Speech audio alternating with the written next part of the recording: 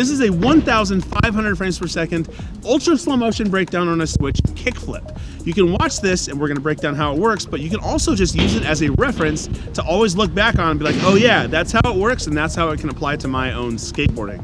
Let's check it out. The first thing you'll notice is that Jason's shoulders are squared up with the board rather than being opened up facing forward. This is the telltale sign for most people that they're doing a trick switch rather than regular.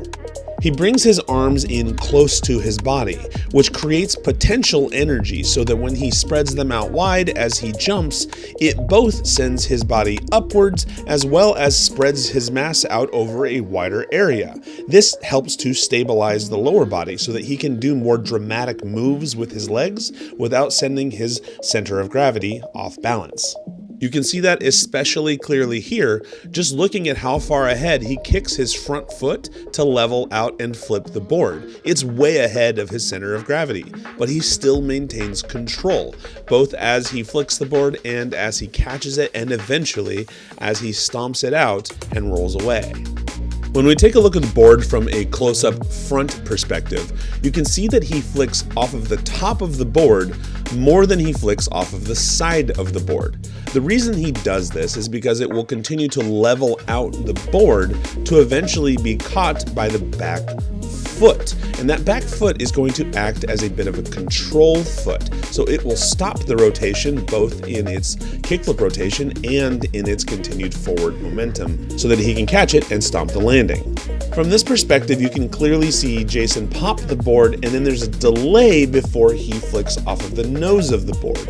The reason that he does this is to give the board more time to go upwards in its trajectory before he uses that front foot to change its trajectory and level out. It just allows him to pop the board higher.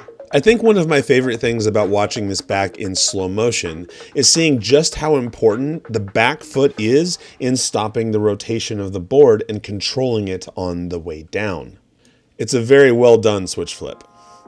Some common problems that happen when you're trying to do a switch flip is A, you can kick too hard off of the front of the nose, wherein which the flipping of the board won't happen fast enough before the tail of the board swings into the back foot. A second thing is that if you kick a little bit too far forward, the board will get ahead of you. Another thing is that you could kick a little bit too much in a shove-it motion, and the board will shift its rotation and it won't be lined up for you to catch and land.